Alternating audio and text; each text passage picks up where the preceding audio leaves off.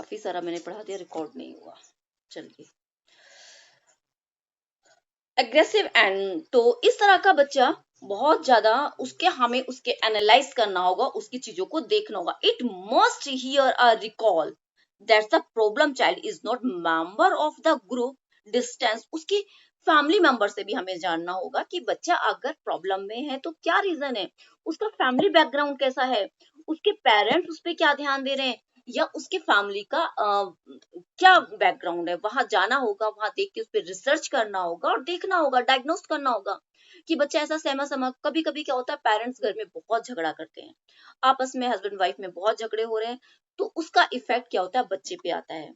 बच्चे छोटे होते हैं, उनके माइंड में वो चीजें घर कर जाती हैं, तो वो डरे डरे रहते हैं, या पेरेंट्स छोटी छोटी बातों पे बच्चे को डांट रहे हैं बहुत ज्यादा, उनके या खाने पीने की कोई कमी है, उनको मतलब कि प्रॉपर फूड्स नहीं मिल रहे हैं, तो इस तरह के बच्चे भी सहमे सहमे डरे डरे रहते हैं उनका, क्योंकि फिजिकली डेवलपमेंट नहीं हो पाता है तो उनका, और जब फिजिकली डेवलपमेंट होगा मेंटली भी उनका विकास अच्छे से नहीं होगा, बिकॉज ऑफ, क्योंकि उनके न्यूट्रिशन उन्हें नहीं मिल पा रहे हैं। तो इस तरह की problem almost every child at the same stage of the, देखिए आपने देखा होगा सेम स्टेज का बच्चा जो नॉर्मली होते हैं, जो ऑल स्टूडेंट सेम स्टेज के, उनकी लर्निंग पावर, उनकी सीखने की जो स्टेप्स होते हैं वो सेम से ही रहते हैं, बस थोड़ा अप डाउन होता है क्योंकि इंडिविजुअल डिफरेंसेस होते हैं सब में। अब ये तो नहीं कि एक बच्चा बहुत जल्दी करा, एक थोड़ा देर से करेगा, वो तो उतना चलता है। पर एक वही हो गया ना कि एक नॉर्मल बच्चा है और दूसरा एबनॉर्मल, उसको बार बार मैनी टाइम्स बताने के बाद भी वो चीजें को नहीं सीख रहा है।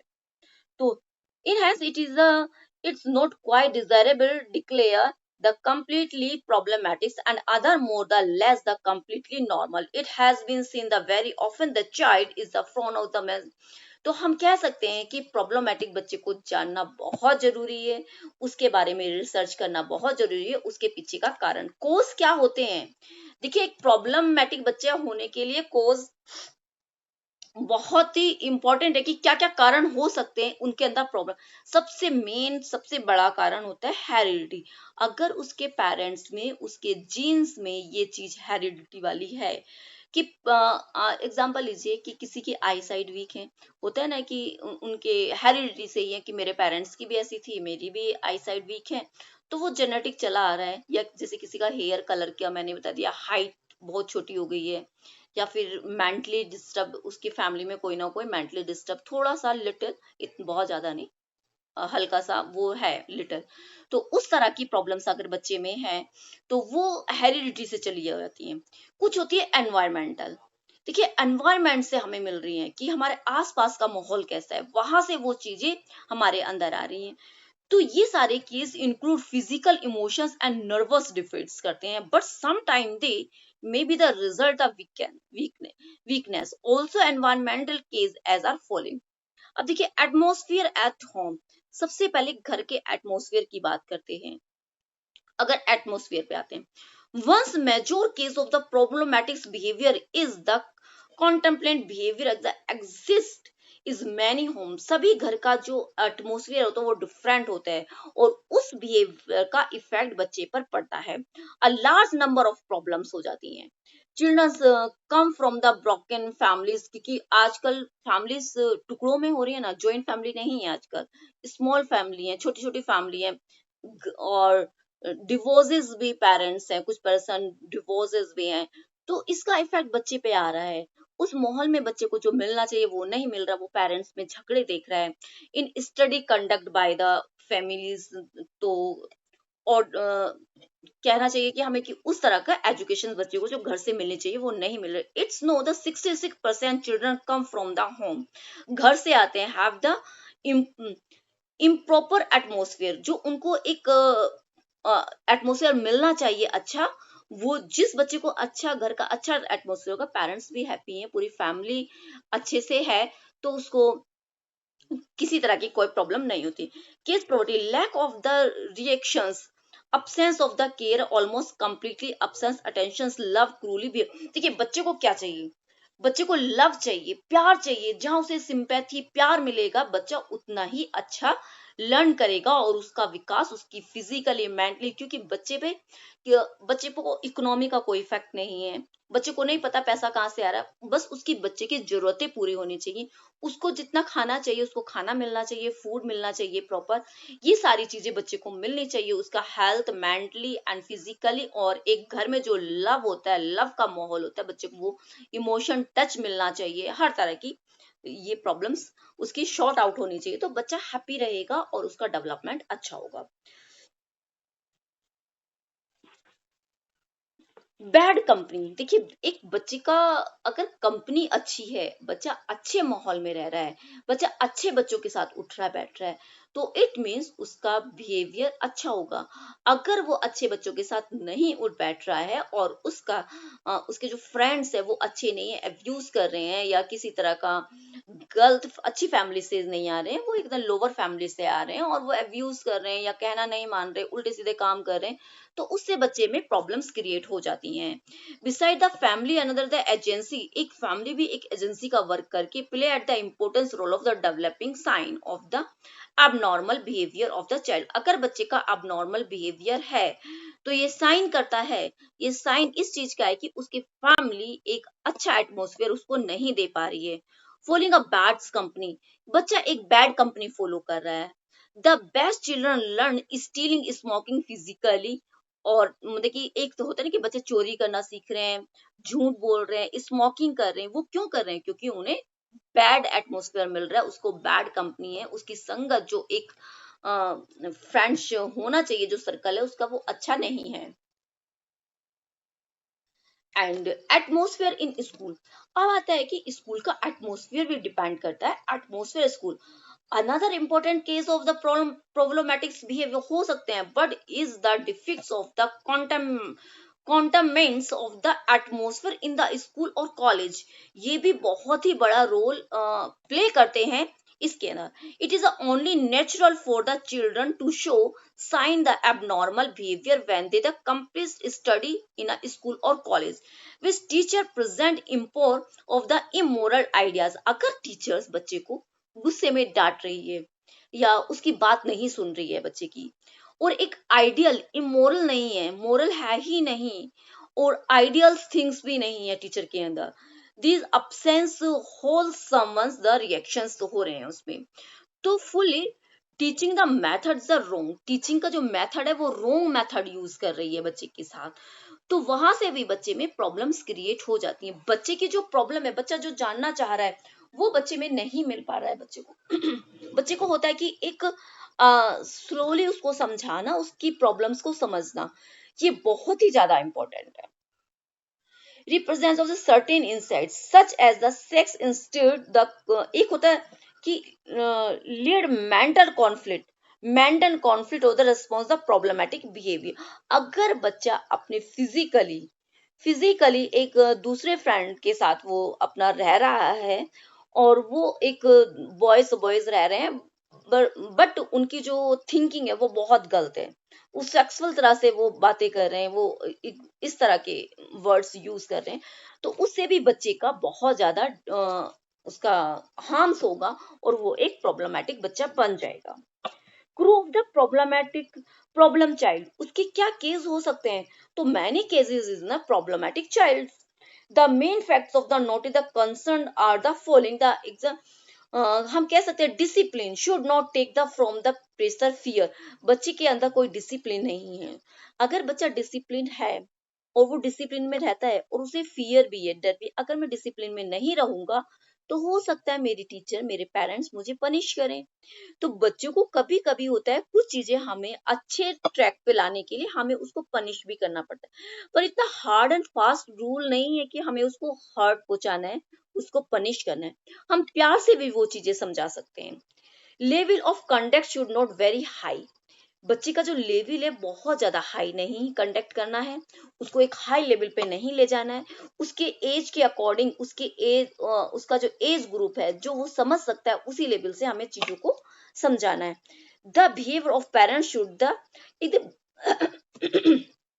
पेरेंट्स का बिहेव भी बहुत अच्छा होना चाहिए, पोलाइट होना चाहिए, बच्चों को समझने वाला होना चाहिए, डिसिप्लिन एंड रूल भी होने चाहिए। फैमिली में हो, स्कूल में हो, कहीं भी हो, एक डिसिप्लिन होना बहुत ही जरूरी है। डिसिप्लिन और रूल्स का होना इंपॉर्टेंट है। The child should never allow to feel that is not love anyone. Following these suggestions, it will the possible to the improve family atmosphere some extent. Residents should the normally to the as possible to be away from the gambling place than the factories, etc. Child should not be allowed to watch 15 movies. बच्चे को movies allow नहीं करनी चाहिए। Must sex violence होना चाहिए, बच्चे में नहीं होना चाहिए। Parents should not affections of the understanding in their behaviour is the child. देखिए कुल मिला के ये है कि बच्चे पे पूरा फोकस होना चाहिए, उनको मूवी के लिए अलाउ नहीं करना चाहिए। उन्हें अपने साथ, अगर आप जा रहे हैं, आपको ये पता होना चाहिए बच्चा किस टाइप की मूवी देख रहा है, किन फ्रेंडों के साथ रह रहा है, ये सारी वेरी करती है हमारी फैमिलीज पर। गुड कंपनी अगर है तो बच्चा क्या करेगा? Good company that students keep outside the house, in the school, in the college, neighbour should be careful study kept in mind. देखिए गुड कंपनी से ही बच्चे में अच्छी आदतें पड़ती हैं और अच्छी आदतें बच्चे में आती हैं। तो देन सेल्फ हम कह सकते हैं मेथड और the adopted by school. You can adopt the following measure for the prevent problematic behavior in the students. Presently high ideal by teacher। देखिए एक हाई आइडियल टीचर का होना स्कूल में बहुत जरूरी है। अगर टीचर अच्छी है तो बच्चे में जो प्रॉब्लम्स है वो नहीं आएंगी। एक गुड कंपनी, टीचर का बिहेव अच्छा होना चाहिए। टीचर का बिहेव अच्छा है, school can adopt the following major. हमारे कुछ मेजरमेंट्स होते हैं स्कूल के for the prevent crude problematic behaviour in the student. अगर उसके स्टूडेंट्स के जो प्रॉब्लम्स आ रही है उसको रिमूव करने के लिए हमें हाई आइडियल टीचर्स को अपॉइंट करना होगा। स्कूल का करिकुलम अच्छा होना चाहिए, पर्सनैलिटी टीचर की अच्छी होनी चाहिए, conduct should be highest order उसको होना चाहिए, मतलब कि एग्जाम्पल दे सके बच्चे को, और प्यार से बेस्ट आइडियल टीचर उसको मिलना चाहिए, उसको बेस्ट थिंकिंग होनी चाहिए टीचर में। इंटरेस्टिंग मेथड ऑफ एजुकेशन, एक जो टीचिंग का मेथड है वो इतना इंटरेस्टिंग हो कि बच्चा उसे पढ़े, सुने टीचर जो बता रही है। ये नहीं कि उसने लेक्चर दिया और वो चलेगी, जैसे कि अभी हमारा लेक्चर मेथड है, पर बच्चों के लिए लेक्चर मेथड नहीं होता है। बच्चों के लिए एक चाइल्ड सेंटर एजुकेशन होती है, बच्चे को फोकस में रखा जाता है। लेक्चर मेथड बड़े लोगों के लिए होता है कि टीचर आया, लेक्चर दिया, उसने अपना काम खत्म किया। बट बच्चों के लिए इंटरेस्टिंग मेथड का यूज करना चाहिए, जैसे फ्लैश कार्ड यूज करना है, पिक्चराइजेशन यूज करना चाहिए, ऑडियो विजुअल एड्स का हमें यूज करना चाहिए, स्मार्ट क्लासेस होनी चाहिए बच्चे के लिए, तो बच्चा उसमें इंटरेस्ट लेगा। प्रॉपर यूज ऑफ एजुकेशनल, देखिए हर चीज में प्रॉपर यूज करना चाहिए education. School through medium of the libraries and the readings room children study should not healthy literacy. देखिए बच्चे में क्या होना चाहिए, स्कूल में इस तरह का माहौल होना चाहिए, एक लाइब्रेरी भी होनी चाहिए, लाइब्रेरी रीडिंग रूम होना चाहिए जहां बच्चा शांति में बैठ के पढ़ सके, एक माहौल मिलना चाहिए। कि जब अगर वो स्कूल में, लाइब्रेरी एक ऐसी चीज होती है जहां पर बच्चे को पढ़ना सिखाया जाता है और रीडिंग करने की हैबिट डाली जाती है। लाइब्रेरी वो संस्था है जहां पर बिल्कुल शांति चाहते, बिल्कुल साइलेंट, एक पिन गिरने की भी साउंड नहीं आनी चाहिए उसमें। अगर पिन गिर रही है तो उसका भी साउंड पता चलना चाहिए, एक पिन गिरी, अगर जहां ज्यादा साउंड होगा वहां पिन भी गिरेगी तो नहीं साउंड होगा ना, तो एक पिन की भी कहना चाहिए, आवाज नहीं आनी चाहिए, उस तरह का लाइब्रेरी का माहौल होता है। तो वहां बच्चे में रीडिंग स्किल डेवलप होती है। लाइब्रेरी एक वो जगह होती है, तो हर स्कूल में एक लाइब्रेरी होना कंपलसरी है। बैलेंस करिकुलम प्रोग्राम, स्कूल में क्या होना चाहिए, बैलेंस करिकुलम प्रोग्राम्स होने चाहिए कि various class students should be design not the strain student much. देखिए होना चाहिए, एग्जांपल कह सकते हैं कि हम एक करिकुलम में बैलेंस होना चाहिए, ये नहीं सारे पीरियड्स ही पढ़ाई पढ़ाई पढ़ाई। बच्चे का एक गेम्स का पीरियड होना चाहिए, एक फ्री पीरियड होना चाहिए, जैसे लंच होता है उस तरह से होना चाहिए, आर्ट एंड क्राफ्ट का पीरियड होना चाहिए, कि हर चीज का बैलेंस हो। ये नहीं कि बच्चा पढ़ना पढ़ना पढ़ना सुबह से लेके जब से स्कूल गया है कि बस अब ये पीरियड अब ये पीरियड नहीं, थोड़ा रिलैक्स भी उसको मिलना चाहिए। उसके गेम्स पीरियड होना चाहिए, आर्ट एंड क्राफ्ट का भी होना चाहिए, एक्टिविटी रूम भी होना चाहिए। तो बच्चे में चेंजेस आएंगे। तो वो एक अगर प्रॉब्लमेटिक बच्चा होगा तो वहां से वो बाहर निकलेगा। उसको एक अच्छा arrangement of the curriculum activity, अगर अरेंजमेंट्स होता है तो वहां इस तरह का अरेंजमेंट को मतलब कि एक को कुरिकुलम एक्टिविटी होनी चाहिए।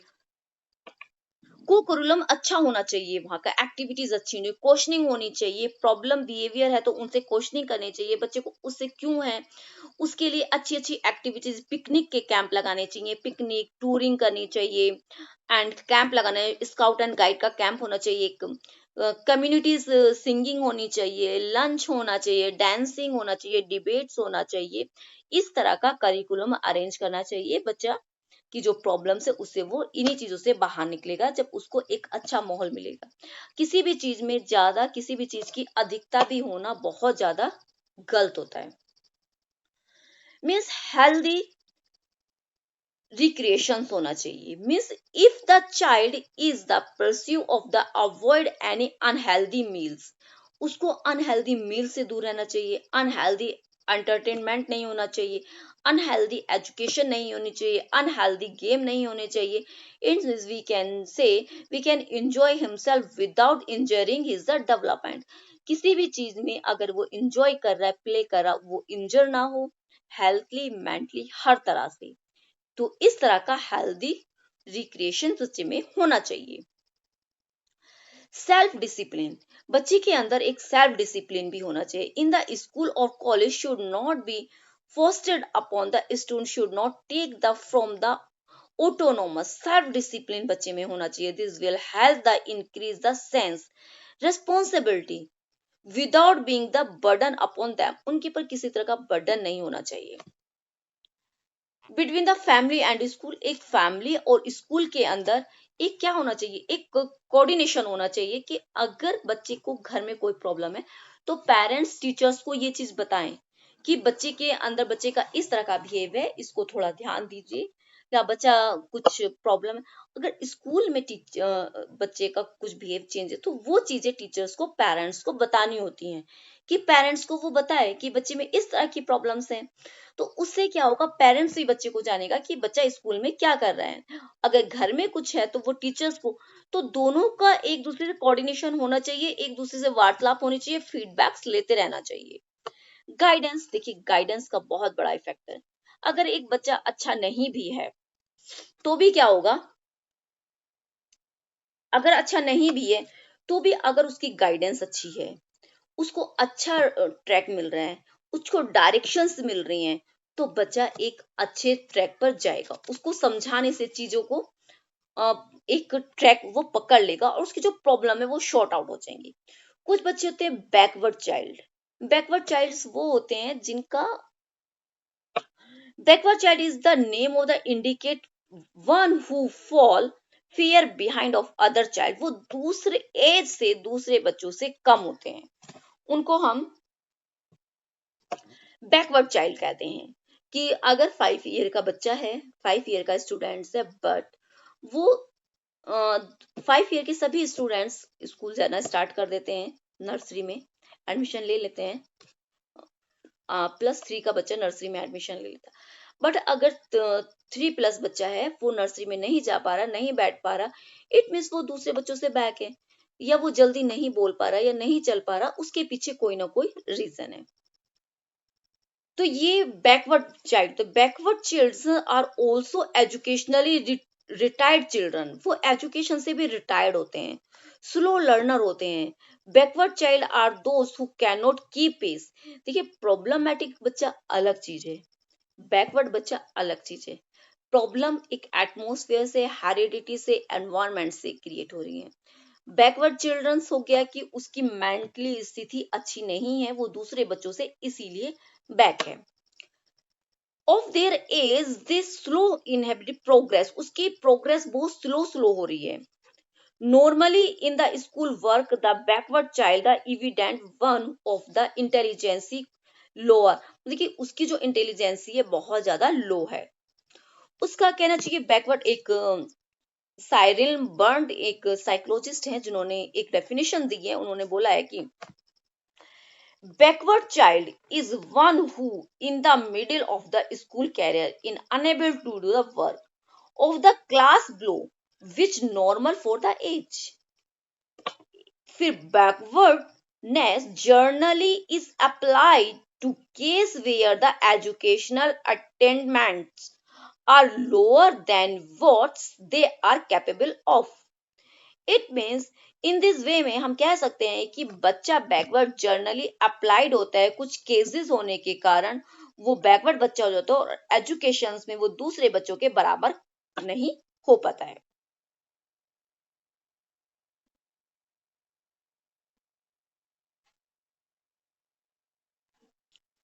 In the way backward child fall the behind other child, दूसरे बच्चों से एज में वो बहुत ज्यादा पीछे होता है। और उसके क्या क्या करेक्टरिस्टिक होते हैं देखिए। लो इंटेलिजेंसी, बच्चे में क्या होती है? लो इंटेलिजेंसी। मेंटल और डिफरेंट्स कॉम्प्लेक्स बच्चे में आते हैं। एक तो लो इंटेलिजेंसी, बच्चा पढ़ने में बहुत ज्यादा इंटेलिजेंट नहीं होता है। इवन वो अपना नाम भी हो सकता है, एक 5 ईयर का बच्चा अपना नाम अपना एड्रेस बता देता है, अपने पेरेंट्स का नाम। और जो बच्चा बैकवर्ड है जिसका आईक्यू लेवल बहुत कम है तो वो बच्चा ये चीजें नहीं बता पाता है। डिपेंड ऑन बिहेवियर, उसका बिहेवियर भी बहुत ज्यादा अलग टाइप का होता है। तो बच्चा इस तरह से देखिए, बैकवर्ड बच्चा होता है लो इंटेलिजेंसी, मेंटल डिफरेंसेस बच्चे में होते हैं एंड कह सकते हैं lack of decision making ability. बच्चे में क्या हो सकती है? जो बैकवर्ड बच्चा है वो डिसीजन नहीं ले सकता है, उसका लैक कमी है डिसीजन लेने में, वो अपने डिसीजन सही नहीं ले। एंटी सोशल टेंडेंसी, उसकी टेंडेंसी बिल्कुल अपोजिट होगी। Problem is different adjustment physically emotionally socially adjustment in school. वो ना तो फिजिकली रूप से एडजस्ट कर सकता है बच्चा, ना ही वो इमोशनली ना सोशली, और वो स्कूल में भी एडजस्ट नहीं हो पाता है। फीलिंग, उसकी फीलिंग डिस्प्रेस होती है, वो एक क्या ना चाहिए डिप्रेशन टाइप में उसका वो रहता है कि वो डिप्रेशन में जा रहा है, इतने अजीब अजीब से बिहेव वो बच्चा करने लगता है, मेंटल लेवल उसका स्टेबल नहीं है। स्लो लर्नर, चीजों को देर से सीख रहा है बच्चा। अनसिस्टेमैटिक, उसका कोई सिस्टम ही नहीं है, कब उठना है, कब जागना है, कब खेलना है, कब पढ़ना है, कब कहाँ जाना है, कब खाना है, कोई सिस्टम नहीं है, वो सिस्टमैटिक ही नहीं है। Method of doing work unplanned activity, उसकी एक्टिविटी की कोई प्लान ही नहीं है। एक जो अच्छा बच्चा होगा जिसका आईक्यू लेवल अच्छा होगा वो हर चीज प्लान से करेगा, सिस्टमैटिक तरीके से करेगा। वो काम करने से पहले प्लान कर लेगा कि मुझे करना क्या है, ये नहीं एट रैंडम उठा और करना शुरू कर दिया, फिर उसको यही नहीं पता कि मुझे करना क्या है। तो ये सारी चीजें उसके अंदर आ जाती हैं। Slow learner unsympathetic way method of doing work, उसके अंदर कोई सिंपैथी नहीं है, सिंपैथी नाम की कोई चीज नहीं है। किसी को हर्ट भी कर रहा है, किसी को पुश कर रहा है, उसको मतलब ही नहीं है कि उसको अगर मैंने ऐसे उसको पुश किया तो वो गिर जाएगा, उसको चोट लग सकती है, या उसकी कोई चीज वो चुरा लेगा। तो ये सारी चीजें, उसको सिंपैथी नाम की कोई चीज नहीं है। Unplanned activity so much failure, वो बहुत ज्यादा फेलियर होता है। इस टाइप के बच्चे फेलियर ज्यादा कहलाते हैं और फेलियर होते हैं क्योंकि वो प्लान नहीं कर पा रहे, प्लानिंग के साथ नहीं कर रहे। स्लो ग्रोथ एंड डेवलपमेंट, उसका ग्रोथ भी एंड स्लो, बहुत ज्यादा स्लो ग्रोथ हो रही है, और डेवलपमेंट में फिजिकली मेंटली हर तरह का उसका डेवलपमेंट बहुत स्लो हो रहा है दूसरे बच्चे। टाइप ऑफ बैक बैकवर्डनेस, देखिए किस तरह की backwardness. Journal backwardness, journal backwardness कि this is all around backwardness। in such backwardness the child is weak in all subjects। specify और special backwardness, देखिए एक journal backwardness होती है, this is all around backwardness। in such the backward child weak in all subject, बच्चा क्या होगा? वो all subjects में weak होगा, उसके सभी सब्जेक्ट में। स्पेसिफाई और स्पेशल बैकवर्डनेस, एक होती है स्पेसिफाई किसी particular, in case the specify backward child in weak in a one or more then subject. देखिए जो स्पेसिफाई बच्चा होगा ना वो किसी एक सब्जेक्ट में, या एग्जांपल ले लो मैथ्स में, उसका मैथ्स वीक है किसी एक पर्टिकुलर सब्जेक्ट में। जो स्पेसिफाई होते हैं बैकवर्ड बच्चे, वो किसी एक सब्जेक्ट में, उसको हो सकता है मैथ अच्छे से समझ में नहीं आता है, या फिर साइंस उसको नहीं आ रही है समझने में, तो ये बच्चे बैकवर्ड बच्चे कहलाते हैं। इनका आईक्यू लेवल देखिए, IQ level they are classified the I doubt there the intelligence, even the low intelligence, 2-year-old child, they cannot be education strain any contact there the themselves. देखिए बच्चे में एक, चलो मैं शेयर नहीं आपको,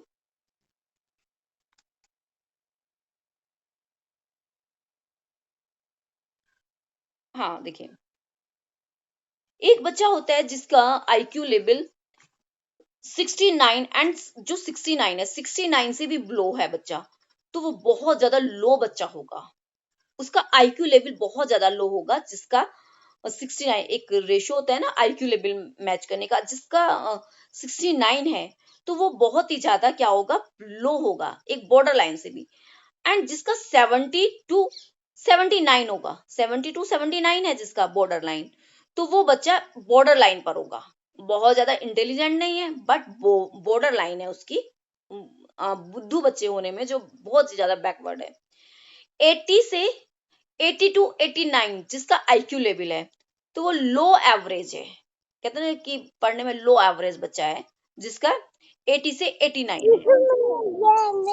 एंड फिर 90 से 90 टू 109 जिसका आईक्यू लेवल है, 90 से 190 जिसका आईक्यू लेवल है, वो बच्चा एवरेज होते हैं। हम लोग क्या है, हमारा आईक्यू लेवल, हम तो 1% भी अपना माइंड का यूज नहीं करते, हम लोग क्या एवरेज है, बहुत ज्यादा ब्रिलियंट नहीं है। तो हम 90 से यशोदा जी आपका स्पीकर ऑन है, 100 से देखिए 90 से 109 एवरेज स्टूडेंट्स होते हैं, वो एवरेज स्टूडेंट है, हम लोग क्या है, सभी एवरेज स्टूडेंट्स हैं। हमारा आईक्यू लेवल 90 से 109 रहता है, तो ये एवरेज स्टूडेंट होते हैं। हाई एवरेज जो बहुत ही ज्यादा इंटेलिजेंट, हाई एवरेज, उनका आईक्यू लेवल 110 टू 119 होता है, 110 टू 190 होता है जिनका हाई एवरेज होता है। देन फिर उससे भी सुपीरियर, जो बहुत ही ज्यादा सुपीरियर है, उनका आईक्यू लेवल 120 से 129 होता है, जो सुपीरियर बच्चे, जो ब्रिलियंट कहलाते हैं। और जो वेरी ब्रिलियंट बच्चे होते हैं, वो 130 एंड अबव होते हैं, जैसे अब्दुल कलाम, बहुत बड़े साइंटिस्ट, जो हमारे साइंटिस्ट रहे हैं, जॉन ऑगस्टिन वगैरह ये रहे हैं, ये इनका आईक्यू लेवल मतलब कि 130 अबव था। तो हम लोगों का मेनली रहता है, जो एवरेज है 90 से 109 तक हमारा आईक्यू लेवल होता है एवरेज। जो थोड़े और इंटेलिजेंट है, उनका 110 तक जाता है, इससे ज्यादा नहीं है। जो होते हैं वो बहुत बड़े एक यूनिक पर्सन बनते हैं, जिनका एक नाम होता है। तो इस तरह से हमारा, और बच्चे में देखिए प्रॉब्लम्स किस किस तरह की होती हैं। एक फिजिकली केस जो होता है बच्चे में, अगर बच्चे की आई वीक है, आई साइड डिफीट्स है बच्चे के अंदर, तो वो भी प्रॉब्लमेटिक बच्चा हो सकता है। फैटिग्यू है या हेडेक बच्चे में रहता है, उसका फिजिकल अच्छा नहीं है, एंड क्रोमिक डिसीज, उसको इलनेस हमेशा रहती है, वीकनेस बॉडी में रहती है। स्पीच डिफीट, वो बोलने में कुछ समस्या का फेस कर रहा है, एंड हियरिंग, उसके अंदर सुनने की भी कुछ प्रॉब्लम्स हैं। तो इस तरह के बच्चे हमारे फिजिकली केस उसके अंदर होता है, जो बैकवर्ड होने के कारण हमारे होते हैं। स्कूल में बहुत सारी समस्याएं होती हैं, मैंने आपको, देखिए कुछ केस ऐसे भी होते हैं, जैसे कि individual case of the backwardness के केस होते हैं, physically individual case, physically, mentally and emotionally, जो इंडिविजुअल में होते हैं, सब में अलग अलग होता है, फिजिकली भी हो सकता है, मेंटली भी हो सकता है, एंड इमोशनली भी हो सकता है। कुछ एनवायरमेंट से जो केसेस आते हैं बैकवर्डनेस के, वो क्या होते हैं, फैमिली से आते हैं, main family, school and social case जो होते हैं, जो एक हमारे समाज में, सोसाइटी में जहां से हम उठते हैं, वो एनवायरमेंटल होते हैं। अगर आपसे पूछे बैकवर्ड के जो मेनली होते हैं, इंडिविजुअल होते हैं, जो फिजिकली, मेंटली एंड इमोशनली, ये फिजिकल के थ्रू होते हैं। एंड जो एनवायरमेंट से होते हैं, फैमिली, स्कूल एंड सोशल, ये तीन चीज उसके अंदर इंक्लूड होती हैं। तो इस तरह के हमारे केसेस होते हैं। एंड अब देखिए केस ऑफ फिजिकली, जैसे मैंने आपको बताया, physically case defects eye sights हो गई बच्चे की, hearing power, speech defects, head touch and various physical problems आ गई। अब मेंटली, अगर मेंटली बच्चा some time the backwardness is due to the low intelligence, बच्चे में अगर 75% से आईक्यू उसकी कम है तो वो बच्चा मेंटली रिटायर तो नहीं कह सकते, बहुत ज्यादा पीछे है वो बच्चा।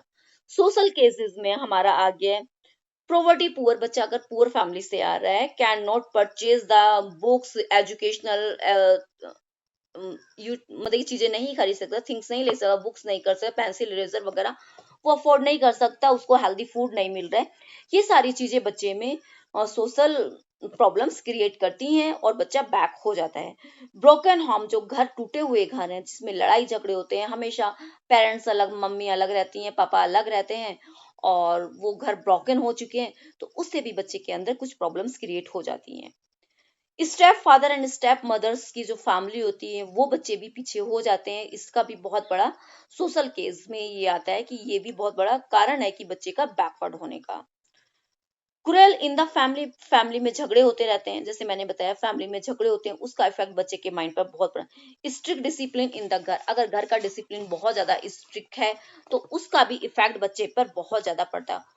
ओवर प्रोटेक्शन अंडर, अगर हम बच्चे को ओवर प्रोटेक्शन दे रहे हैं, अरे बच्चे को जरा वो नीचे चल मिट्टी में खेल रहा, अरे नहीं नहीं नहीं आपको ये हो जाएगा, इस तरह का ओवर प्रोटेक्शन भी नहीं देना चाहिए। बच्चे को थोड़ा बाहर धूप में नहीं निकालना है, उसको धूप लग जाएगी, बाहर ने ठंड लग जाएगी, इस तरह का ओवर प्रोटेक्शन भी बच्चे को नहीं करना चाहिए, उससे भी बच्चा कुछ प्रॉब्लम क्रिएट हो जाती है। मेंटल एबनॉर्मल ऑफ पेरेंट्स, अगर पेरेंट्स में कुछ एबनॉर्मलिटी है मेंटली तो वो बच्चे में आती है, उससे भी बच्चा बहुत जल्दी इफेक्ट होता है। Bad company of the child, ये भी ओवर क्राउड फैमिली, फैमिली में बहुत ज्यादा फैमिली मेंबर्स हैं तो वो क्या होता है कि वो लोग बच्चे पर अपना ध्यान नहीं दे पाते हैं, वो बच्चे पे अपना ध्यान नहीं दे पाते। Over crowd family, joint family है बहुत बड़ी, दादा दादी होने चाहिए, ज्वाइंट फैमिली होनी चाहिए, बट होता ना कि बहुत ज्यादा फैमिली मेंबर्स घर में हैं।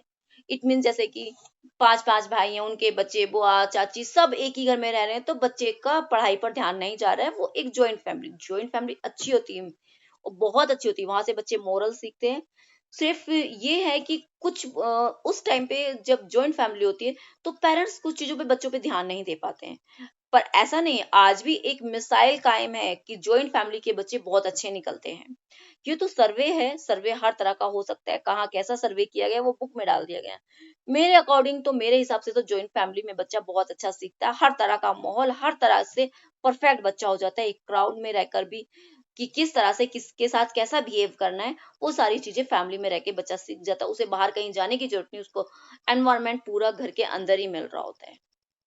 तो इस तरह की, फिर स्कूल केसेस, कुछ पर्सनल केसेस हो गए हैं, कुछ स्कूल केसेस। स्कूल में कह लीजिए under train teacher, untrained teacher होती हैं तो उसका भी इफेक्ट बच्चे पर पड़ता है, वो बच्चे को सही से गाइडेंस नहीं कर पाती हैं। Wrong under teaching, teaching material जो बच्चे के अकॉर्डिंग होना चाहिए उस तरह का टीचिंग मेथड नहीं यूज किया जा रहा है तो बच्चे का उस पर इफेक्ट पड़ता है।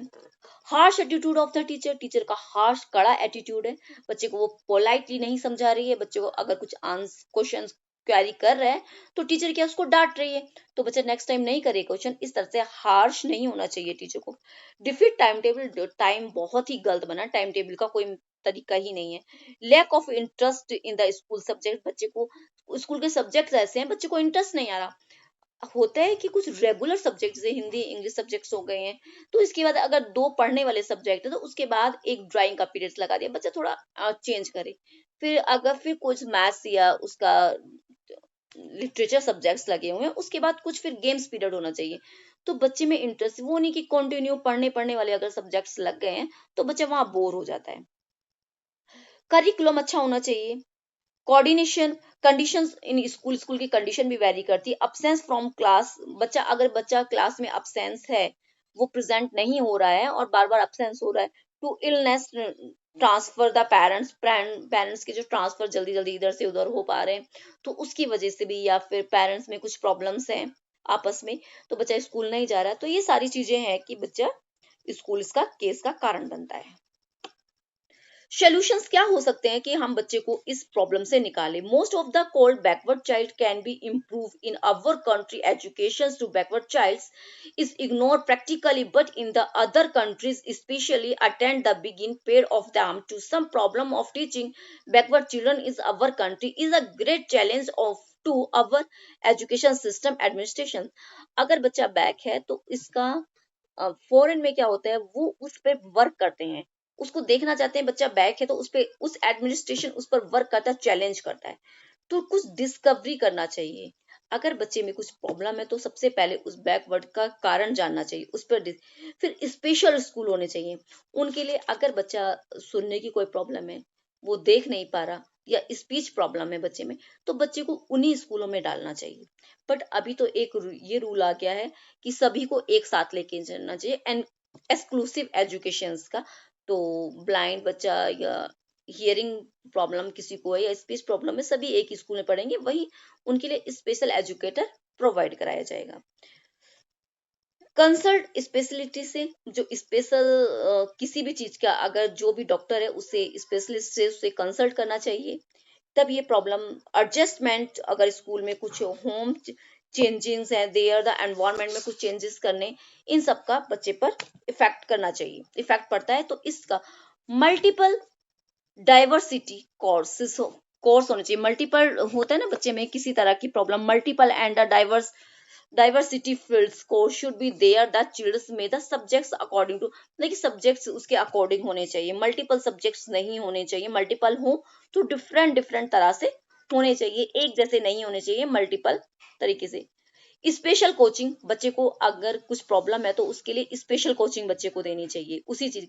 अगर बोलने की स्पीच प्रॉब्लम है तो उसको स्पेशल कोचिंग दिया जाए कि उसको उस तरह की थेरेपी दी जाए। अगर हियर प्रॉब्लम है तो उसको उस तरह का ट्रीटमेंट दिया जाए, बच्चे को साइन लैंग्वेज के द्वारा, साइन के द्वारा बच्चे को समझाया जाए, क्योंकि वो सुन नहीं सकता है, सुनेगा नहीं तो वो चीजों को समझेगा नहीं, तो उसको साइन लैंग्वेज के द्वारा बच्चे को समझाना। करिकुलम बहुत अच्छा होना चाहिए, टीचर को मॉडिफाई करते रहना चाहिए, एक ही जैसा करिकुलम रेगुलर नहीं रहना चाहिए। वीकली नहीं तो मंथली तो करिकुलम चेंज करना चाहिए। एक जैसा अगर करिकुलम टाइम टेबल चलता है तो बच्चा बोर हो जाता है और उसमें बच्चे में प्रॉब्लम्स क्रिएट हो जाती हैं।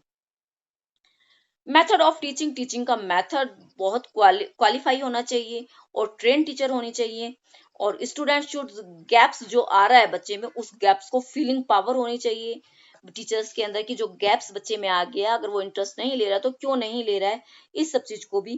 Piece and teaching should be slow, अपनी टीचिंग को थोड़ा स्लो भी करना चाहिए बच्चे के अकॉर्डिंग। एक बच्चा ये नहीं कि क्लास में अगर 20 बच्चे हैं या 40 बच्चे हैं तो सभी को एक साथ लेके चलना चाहिए। ऐसा नहीं कि सिर्फ आग टीचर आ रही है और भागे जा रही है, बस पढ़ा के अपना अपना काम किया और हो गया, ऐसा भी नहीं होना चाहिए। Lesson should be repeated more once then, देखिए लेसन अगर आपने पढ़ा दिया है तो उसको रिपीट भी करना चाहिए।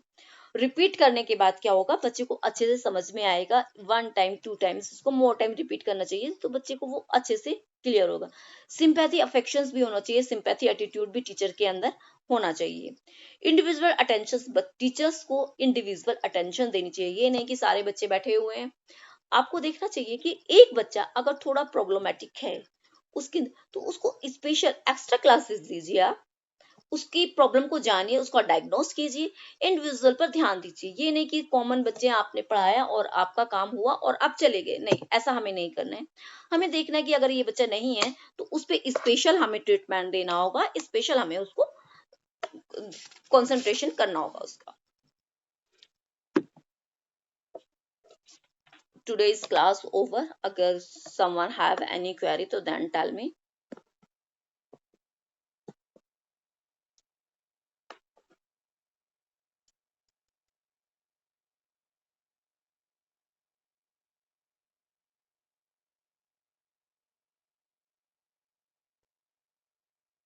यशोदा जी कुछ पूछना है आपको? Class is over.